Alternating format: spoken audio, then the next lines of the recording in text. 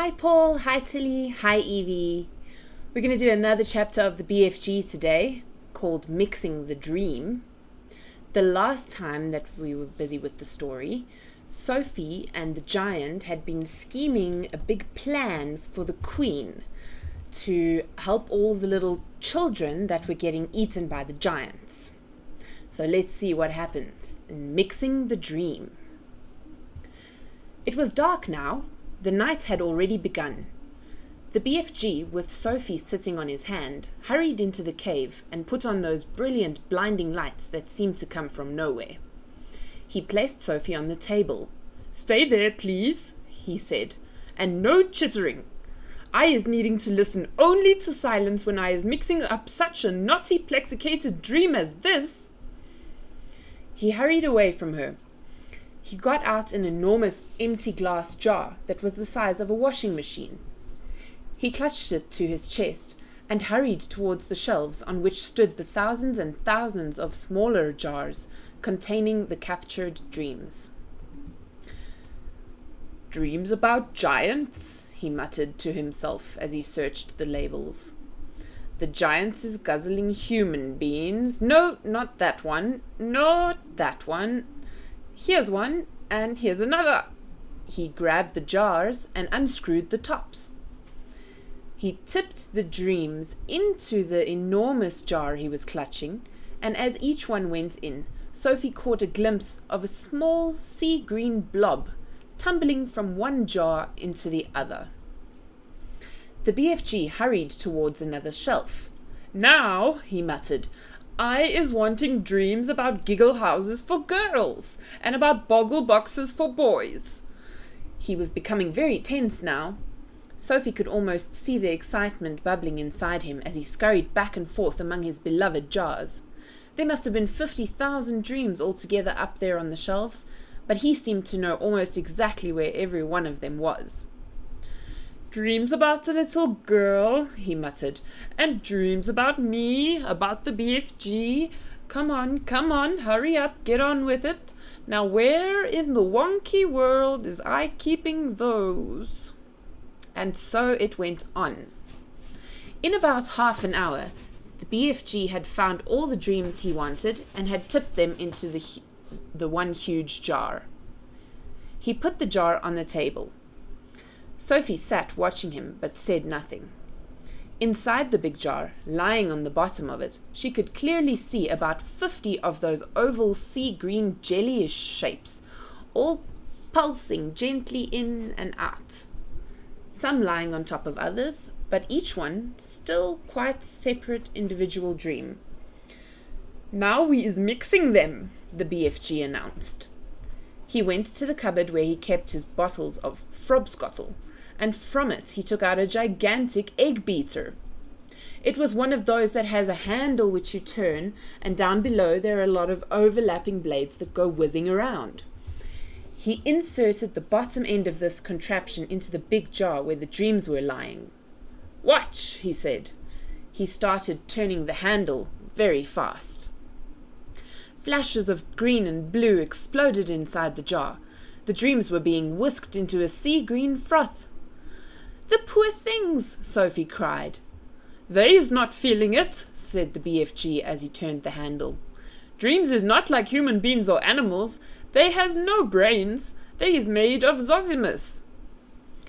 After about a minute, the BFG stopped whisking.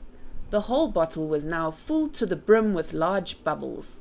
They were almost exactly like the bubbles we ourselves blow from soapy water, except that these had even brighter and more beautiful colors swimming on their surfaces. "Keep watching," the BFG said. Quite slowly, the topmost bubble rose up through the neck of the jar and floated away. A second one followed, and then a third and a fourth. Soon the cave was filled with hundreds of beautifully colored bubbles, all drifting gently through the air. It was truly a wonderful sight. As Sophie watched them, they all started floating towards the cave entrance, which was still open. "They're going out," Sophie whispered.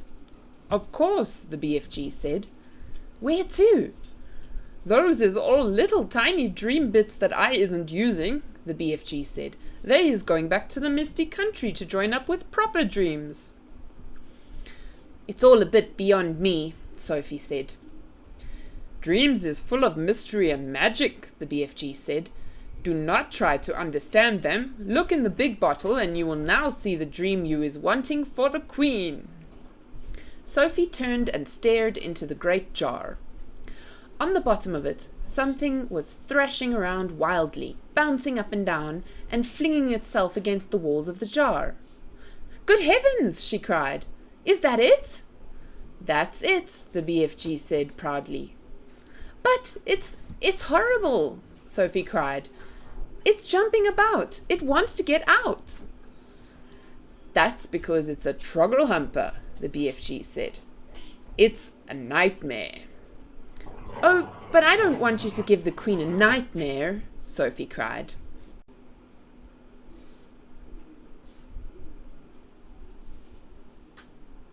If she is dreaming about giants guzzling up little boys and girls, then what is you expecting it to be except a nightmare? The BFG said.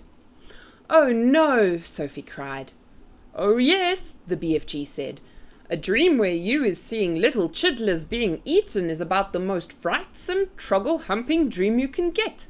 It's a kicksy bog thumper. It's a wopsy grob switcher. It is all of them riddled into one. It is as bad as that dream I blew into the flesh lump eater this afternoon. It is worse." Sophie stared down at the fearful nightmare dream that was still thrashing away in the huge glass jar. It was much larger than the others. It was about the size and shape of, shall we say, a turkey's egg. It was jellyish. It had tinges of bright scarlet deep inside it, and there was something terrible about the way it was throwing itself against the sides of the jar. "I don't want to give the Queen a nightmare," Sophie said. "I is thinking," the BFG said, "that your Queen will be happy to have a nightmare if having a nightmare is going to save a lot of human beings from being gobbled up by filthsome giants. Is I right or is I left?" "I suppose you're right," Sophie said. "It's got to be done."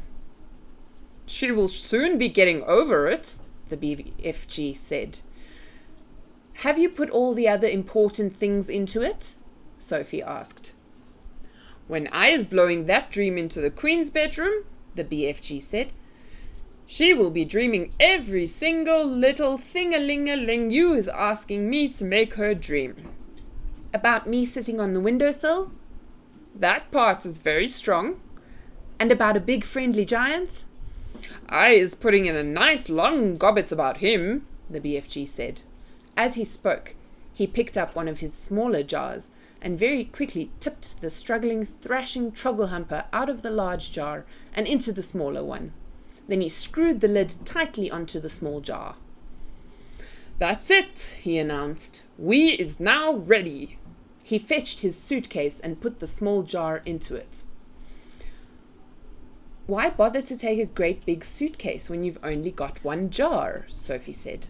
"You could put the jar in your pocket." The BFG looked down at her and smiled. "By goggles," he said, taking the jar out of the suitcase. "Your head is not quite so full of grime sludge after all. I can see you is not born last week."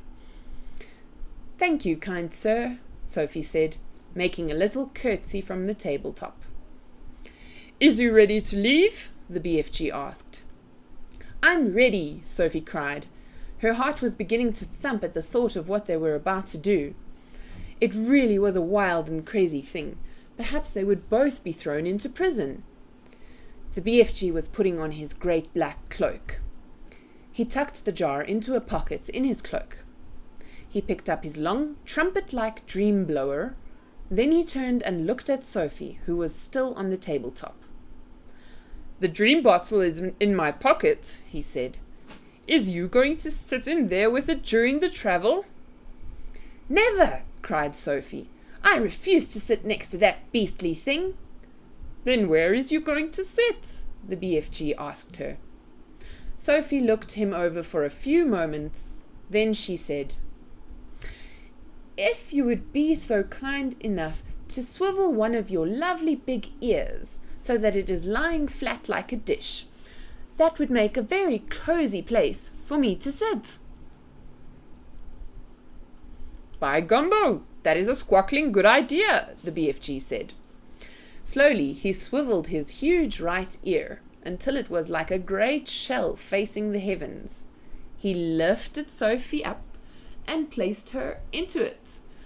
The ear itself, which was about the size of a large tea tray, was full of the same channels and crinkles as a human ear. It was extremely comfortable. "I hope I don't fall down your ear hole," Sophie said, edging away from the large hole just beside her. "Be very careful not to do that," the BFG said. "You would be giving me a cronking earache." The nice thing about being there was that she could whisper directly into his ear. "You is tickling me a bit," the BFG said. "Please do not jiggle about." "I'll try not to," Sophie said. "Are we ready?" "Owie!" yelled the BFG. "Don't do that." "I didn't do anything," Sophie said. "You is talking too loud. You is forgetting that I is hearing every little thing-a-ling-a-ling 50 times louder than usual, and there you is shouting away right inside my ear." "Oh gosh," Sophie murmured. "I forgot that." "Your voice is sounding like thunder and trumpets." "I'm so sorry," Sophie whispered. "Is that better?" "No," cried the BFG. "It sounds as though you is shooting off a blunderbuss." "Then how can I talk to you?" Sophie whispered. "Don't," cried the poor BFG. "Please don't. Each word is like you is dropping buzz bombs in my ear hole." Sophie tried speaking right under her breath. "Is this better?" she said. She spoke so softly she couldn't even hear her own voice. "That's better," the BFG said. "Now I is hearing you very nicely. What is it you is trying to say to me just now?" "I was saying, are we ready?" "We is off," cried the BFG, heading for the cave entrance. "We is off to meet Her Magister the Queen." Outside the cave, he rolled the large round stone back into place and set off at a tremendous gallop. And that is the end of today's chapter. So, next time we are going to find out about their journey to London and see what happens when they see the Queen. So, I love you guys lots and miss you. I love you, Paul. I love you, Tilly, and I love you, Evie. Mwah.